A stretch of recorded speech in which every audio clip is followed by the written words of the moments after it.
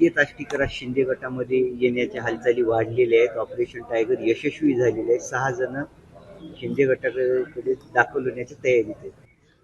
खर तर मी सांगू इच्छितो, आम्ही खाली घ्या ना थोडं. बाळासाहेबांचे शिवसैनिक आहे.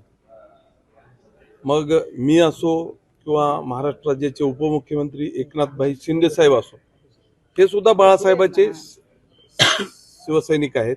त्याच्यामुळं आणि जे महाराष्ट्र राज्याचे उपमुख्यमंत्री एकनाथरावजी शिंदे साहेब यांनी जे निर्णय घेतील ते आम्हाला मान्यच आहे. आज जरी मला सांगितलं की म्हणजे एकनाथ शिंदे साहेबाचा फोन आला की बाबूरावजी कदम 2 मिनिटात मुंबईला यायचं, राजीनामा द्यायचं, तर मी 1 मिनिटात तिथून निघेल आणि माझा राजीनामा देईल. म्हणजे पक्ष आदेश सगळ्यात महत्वाचा आहे आणि आम्ही आतापर्यंत पाळत आलेले आहोत. त्याच्यामुळं आष्टीकरांचं स्वागत करणार आहेत का तुम्ही पक्ष? जे शिंदे साहेबांनी निर्णय घेतला ते आम्हाला मान्यच करायला लागलं. मी कधीच असा विचार केला नाही की कोण पक्षात येईल आणि कोण मोठं होईल. त्या वेळेचा विषय असते आणि एक आणि एक जर बेरीज केली तर 2च होते.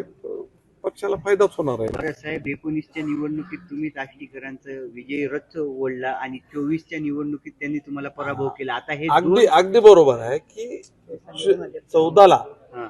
2014ला मी माझा एबी फॉर्म त्यांना दिला, परंतु त्यांनी कंडिशन पाळलं नव्हतं त्यावेळेस, म्हणून जनतेनं मला उभं केलं होतं. हे तुम्हाला सगळ्यांनाच माहित आहे. त्याच्यामुळं आम्ही कधीच असं नाही. लोकांनी, तुम्हाला माहित आहे की नांदेडच्या रेल्वे स्टेशनला 5,000 लोक जमले होते की त्या लोकांनीच मला त्यावेळेस बंडखोरी करायला लावली आणि 5 वर्षासाठी ठरलं होतं. त्यावेळेस सुद्धा 2014ला मी माझा एबी फॉर्म त्यांना दिला, 2019ला त्यांना मला द्यायचं होतं, म्हणून त्या गोष्टी घडल्या नाही. तर ते सुद्धा आम्ही बाळासाहेबांचे शिवसैनिक आहेत.